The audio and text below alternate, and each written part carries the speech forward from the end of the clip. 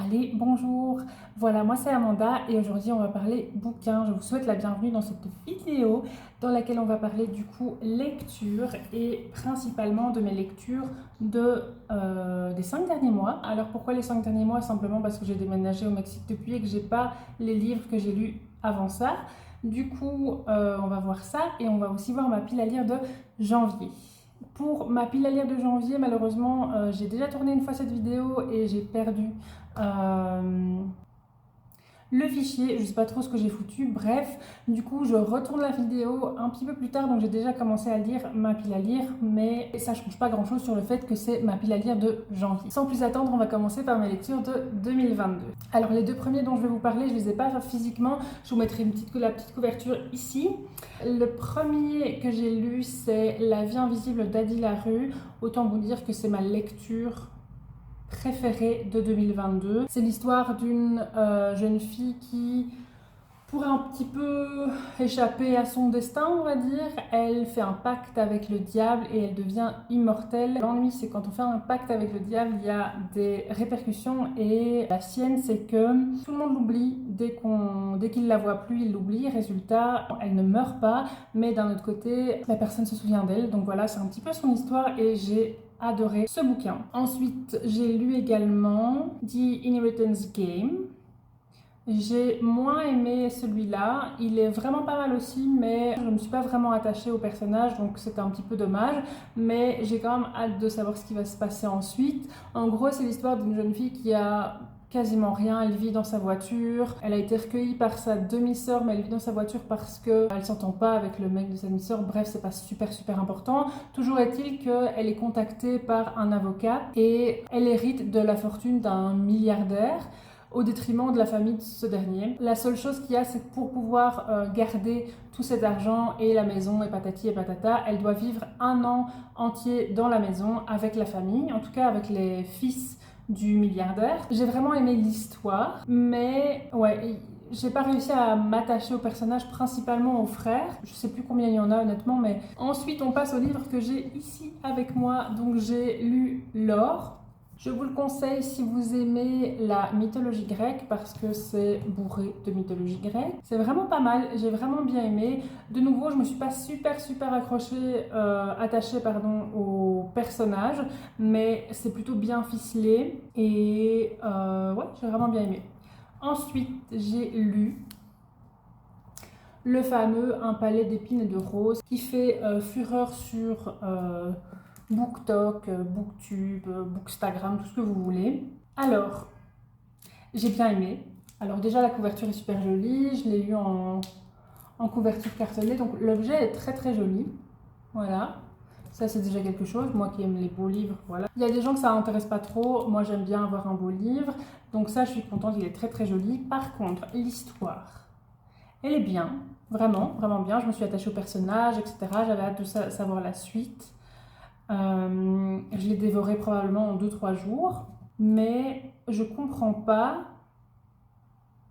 toute la hype autour de ce bouquin. Alors c'est peut-être parce que j'ai pas lu toute la série, parce que j'ai que celui-ci ici, mais je suis peut-être passée à côté de quelque chose ou peut-être qu'il faut que je lise la suite. Voilà, j'ai pas grand-chose à dire dessus. Chouette bouquin. Suivant, j'ai lu Galante. Alors celui-là, je l'ai pris parce que j'ai adoré La vie invisible d'Adi Larue et c'est la même auteure, donc c'est Victoria Schwab. Que dire? Que dire? De nouveau, l'histoire très bien. J'adore la couverture, elle est vraiment très belle. Je suis mitigée parce que j'ai adoré l'histoire, mais d'un autre côté, il y a plein de réponses qu'on n'a pas. Attention, spoiler alert, donc dans le monde d'obscurité, là, je sais même pas comment, il n'a pas de nom ce monde, mais dans l'autre monde, on ne sait pas ce que c'est en fait. Vous voyez, je veux dire, il y a plein de choses qu'on n'a pas les réponses et j'ai horreur de ça, parce qu'on est complètement dans le flou, ça m'agace. Ça m'agace. Du coup, on n'a pas ça. Son père, ben, du coup, c'était une ombre, mais on ne sait pas, grâce à ça, quels sont ses pouvoirs. Parce qu'au départ, je me suis dit, ouais, elle voit les fantômes, etc. Donc ça, c'est bien. Mais en fait, non, parce que son cousin, il voit les ombres, il voit les fantômes aussi. Donc c'est pas ça. C'est plus un truc de prior, ça. C'est pas un truc de son père. C'est plutôt du côté de sa mère. Et alors oui, elle peut redonner la vie à des choses qu'il y a dans l'autre monde, ça oui, mais c'est pas utile en fait, c'est pas important dans l'histoire. Un petit peu déçue du coup. Après c'est peut-être moi qui n'ai pas compris, hein. Peut-être que j'ai pas compris, que les réponses y sont et que j'ai pas compris, mais voilà, voilà. Sinon l'histoire est vraiment, vraiment, vraiment bien, à part ce petit détail. Ensuite, j'ai lu Les Sœurs de la Lune de Yasmine Kalenorn. J'ai lu, enfin, c'est une relecture pour les 6 premiers tomes et à partir du 7 jusqu'au 12, une première lecture. Je vais vous montrer toutes les couvertures en même temps que je vous parle. Oh, je suis désolée, je vais peut-être faire bouger le machin là. Les 6 premiers tomes, j'ai vraiment bien aimé. C'est l'histoire de 3 sœurs qui ont chacune des pouvoirs différents. Il y en a une qui est une sorcière, il y en a une qui se change en chat et l'autre c'est un vampire. Et en gros, elles doivent empêcher l'ombre ailée, un gros méchant démon, d'envahir la Terre. C'est un petit peu le pitch du truc et on suit leurs histoires. C'est vraiment pas mal. Sauf que ensuite, ça commence à devenir un petit peu lourdingue dans le sens où on a systématiquement des chapitres qui nous rappellent qui sont les sœurs, pourquoi elles sont là, quels sont leurs pouvoirs, etc. Je pense qu'à partir du 7e tome, on peut franchement oublier ça. On sait qui elles sont. On ne va pas commencer à prendre le 7e ou 8e tome sans avoir lu les précédents, ça n'a aucun sens. Du coup, je pense franchement que c'est le genre de truc qu'on peut gentiment oublier. Et alors, les scènes de sexe me dérangent pas d'un point de vue général.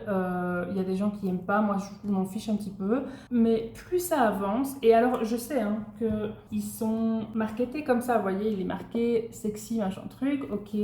Enfin déjà pas les premiers, hein. Les premiers il n'y a pas ça. Mais toujours est-il que c'est pas très grave. Le problème c'est qu'il n'y a pas un chapitre sans cul et c'est pas toujours nécessaire. Alors tu peux avoir un peu de fanservice, c'est pas ce que je veux dire, mais il y a un moment où, ici, dans les derniers tomes, à partir du 7 ou 8e, t'enlèves le récapitulatif et t'enlèves les scènes de cul qui sont pas nécessaires et t'as enlevé 50% du bouquin. Et du coup, finalement, tu perds un petit peu l'intérêt de l'histoire. En tout cas, moi, c'est ce que j'ai eu. Donc, j'ai lu les 12 premiers tomes. Donc, premier tome, tome 2, tome 3, 4, 5 et 6. Donc ça, c'est les premiers que j'avais déjà lus et que j'ai relus. Et honnêtement, les 6 premiers, pardon, franchement, ça allait. Et à partir du 7e, j'ai commencé à en avoir marre. Donc vous avez le 7e ici.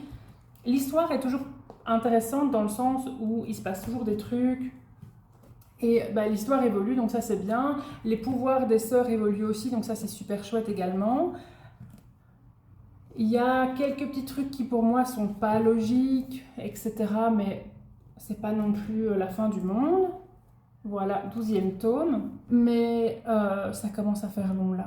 Et j'ai encore 2 tomes à lire qui sont dans ma pile à lire de ce mois-ci parce que c'est les 2 derniers que j'ai et j'ai envie quand même de les terminer tout simplement. Par contre, l'histoire, après ces 2 tomes-là, ne sera pas terminée et je pense que l'auteur, elle a décidé d'éditer ses livres en auto-édition. Donc si je les veux, il faudrait que j'aille sur le site internet, etc. Pour les traductions françaises, je ne sais pas trop comment ça va se passer.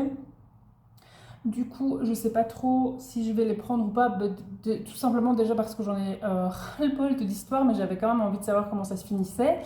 Mais j'ai l'impression que c'est le genre de série qui finit jamais. Donc voilà, je vais lire les 2 derniers tomes que j'ai et je pense que je vais arrêter là. On va arrêter les frais.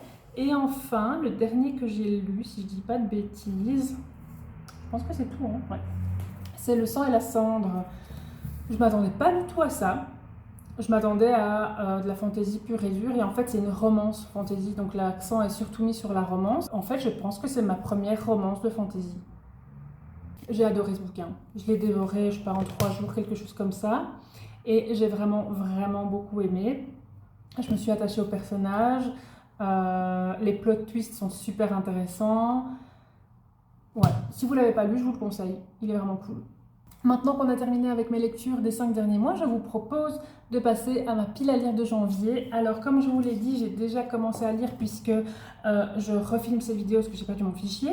Le premier dans ma pile à lire, c'était Nevernight. C'est celui-là, donc je l'ai déjà lu. Je l'ai lu en 4 jours, bien que ce ne soit pas super important ni pertinent. Mais je ne vais pas vous dire ce que j'en ai pensé parce que je vous le dirai dans ma rétrospective de janvier et dans ma vidéo où je vous parle de mes lectures de janvier et où je vous donne ma pile à lire de février. Voilà, lisez-le, c'est tout ce que je vous dirai. Ensuite, on a du coup les 2 derniers tomes des Sœurs de la Lune. Donc on a le 13 pardon, et le 14. J'ai oublié de vous dire un truc qui était super intéressant par rapport à cette série, c'est que chaque bouquin est du point de vue d'une des 3 sœurs. Donc premier livre c'est du point de vue de Camille, deuxième c'est du point de vue de Delilah et troisième c'est du point de vue de Ménoline. Et ensuite, quatrième, on recommence à Camille, etc., etc. Et donc ça, je trouve ça super chouette. Voilà, c'était un petit peu le petit détail qui est vraiment cool avec cette série-là. Ensuite, on a la Belgaria. Je l'ai reçue dans une box belge de bouquins qui s'appelle Cube, K-U-B-E. Et il y a des années et je ne l'ai jamais lu. Et donc, je vais le lire ce mois-ci. Ensuite, on a Phobos, tome 1. Je pense que tout le monde le connaît. En tout cas, beaucoup de gens le connaissent. Il a eu pas mal de succès. Je suis en retard de pareil, super blindé de temps. Ensuite, on a 16. Voilà, je trouve que la couverture est super jolie et elle est un peu veloutée comme ça. C'est bizarre parce que, vous voyez, c'est une couverture souple, mais elle est pas comme les couvertures normales, quoi. Elle est un petit peu super agréable au toucher en tout cas. Bref, ce n'est pas l'objet de notre propos. Toujours est-il qu'elle est dans ma pile à lire et lui, il compte pour 3 livres puisque c'est l'édition intégrale avec le livre 1, le livre 2 et le livre 3. Du coup, il y a 3 bouquins dans un et c'est un petit dictionnaire, hein, on va pas se mentir. Les pages sont super fines, elles sont écrites très petites, donc je ne suis pas sûre que ça va être méga agréable à lire dans le sens où l'édition en elle-même, l'objet en lui-même n'est pas super agréable, c'est écrit petit, les pages sont très fines. Comparé à un autre bouquin, vous voyez, c'est quand même plus petit. Voilà, et il y en a 3 dedans alors que dans celui que je viens de vous montrer, il n'y en a qu'un seul, donc voilà, ça va être un petit peu compliqué à lire, enfin compliqué, non mais pas super agréable, il est super lourd, etc., etc. Vous avez compris ce que je voulais dire. Ensuite, on a les 2 premiers tomes de Vampiria. Le premier tome, c'est La Cour des Ténèbres et le deuxième tome, pardon, c'est La Cour des Miracles. Les couvertures sont super super belles, j'aime vraiment vraiment beaucoup le design. C'est également de Victor Dixon, donc j'ai 3 bouquins de Victor Dixon dans ma pile à lire de janvier. Voilà, on verra, j'espère que je vais bien aimer. En tout cas, ça a l'air vraiment pas mal. Le pitch, c'est un Louis XIV, hein, le roi soleil, qui en fait est un vampire. Voilà. Et enfin, dernière chose que je vais lire, c'est les 5 premiers chapitres d'Harry Potter et la Chambre des Secrets en espagnol. Donc les 5 premiers chapitres, ça donne à peu près ceci. Lui, il ne va pas compter pour mon challenge des 110 livres cette année. Simplement, c'est juste pour améliorer mon vocabulaire en espagnol, mais comme c'est de la lecture, je me suis dit que j'allais mettre dedans aussi. Donc ça fait pas mal, ça fait pas mal de choses à lire ce mois-ci et j'espère que je vais avoir le temps de tout terminer parce que là on est déjà le 11 janvier et je n'ai lu qu'un seul des livres de ma pile. Donc il y a du taf. N'hésitez pas à me mettre votre pile à lire à vous en bas là, en commentaire, parce que j'adore regarder des vidéos de pile à lire. Du coup, si vous avez des choses à me recommander, n'hésitez pas. Voilà, c'est la fin de cette vidéo. J'espère qu'elle vous a plu. N'hésitez pas, si c'est le cas, à mettre un petit pouce bleu ou un commentaire. Et on se retrouve dans la prochaine vidéo.